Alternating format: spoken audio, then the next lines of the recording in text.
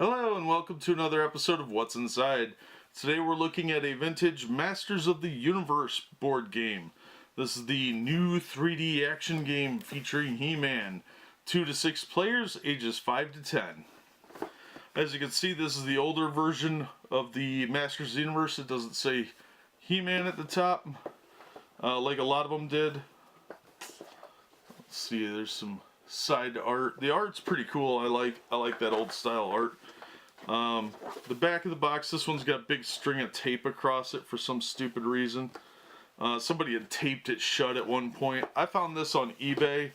I've noticed a lot of times when you have tape around the sides and around the back, usually that means they bought it at a thrift shop, because they'll do that to keep kids from opening it and throwing all the pieces around. So a little pro tip for you. Now this is put out by Golden. It includes a game base, playing board, plastic turntable, spinner, 6 playing pieces, 1 instruction sheet. May require some reading. That's what it says. Some reading required. When landing on a vehicle space, you rotate the turntable, changing player positions, which is kind of neat. So, let's get right into this. This is from 1983, so it's fairly old now. Alright, so here's our game board. Let's go ahead and pull this out. There's our spinner and our rule book.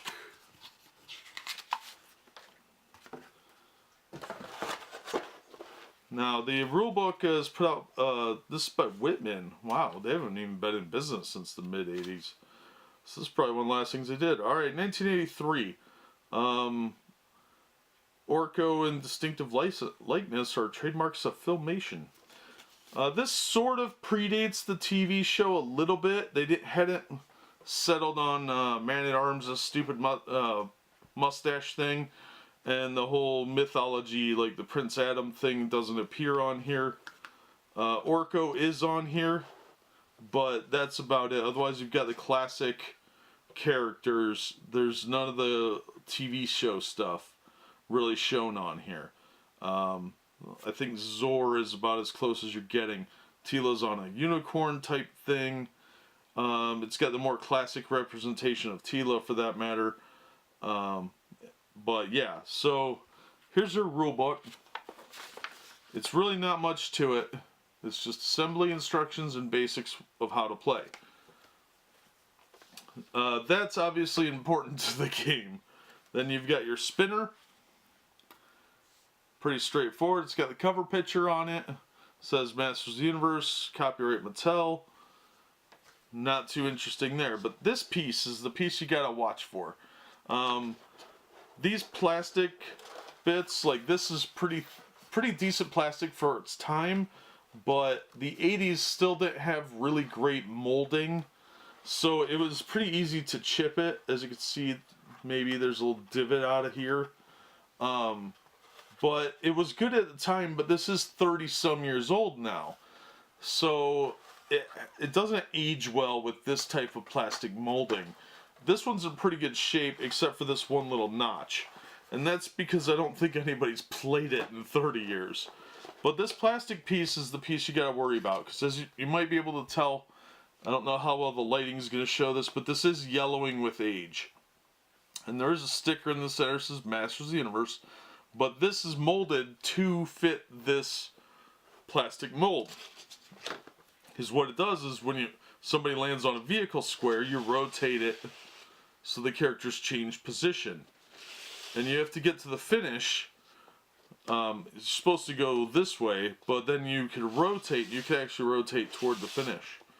So there's that. Now, where are the pieces? Well, they are underneath the cardboard here. And they're tucked away in here. So we got He-Man, Man-at-Arms, Beast-Man, Merman. They're all labeled at the bottom too, so if you don't know who they are, well, I feel sad for you. And then Skeletor and Teela. Now I'm missing one of the bases. There's 3 red bases and 3 blue bases. And they're just standard kind of cardboard standees that you get in a lot of these type of board games.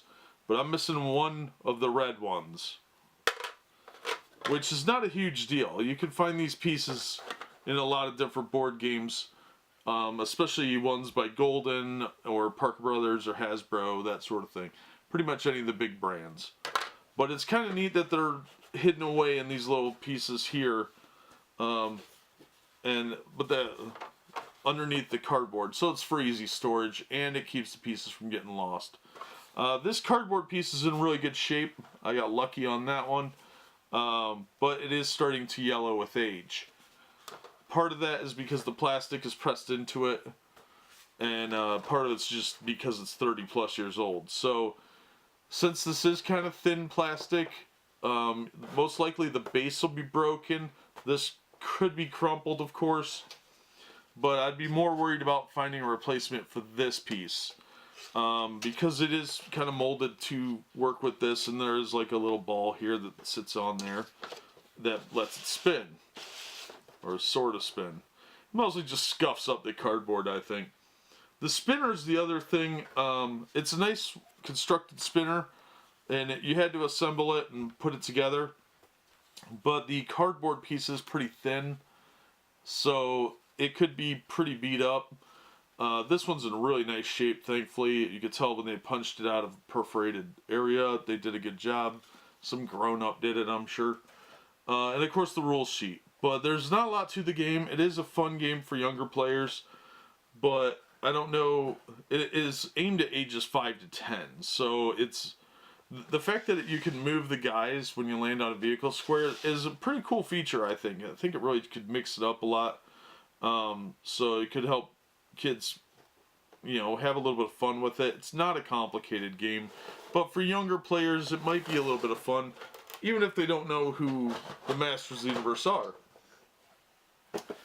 So yeah, I mean, it's more of a nostalgia piece, let's be honest, but it's one of those games that is kind of hard to find these days, especially complete. But if you're real into Masters of the Universe, you'll want to have this for your collection, I think. Just, if for nothing else, the box has that really cool image of He-Man on Battle Cat, with Tila standing off a second and fighting Skeletor. So yeah, I think this is a good vintage collectible. There are other board games of Masters of the Universe that are out there, but this one is a little hard to find sometimes. But you can usually find it for 20 to 30 bucks, last I've seen. I think I paid 15 or 20 for this one. And I liked it a lot. I thought it was, you know, a neat period piece, if nothing else, and a nice piece of Masters of the Universe memorabilia. But anyway, I'll stop rambling and not get on a He-Man tirade.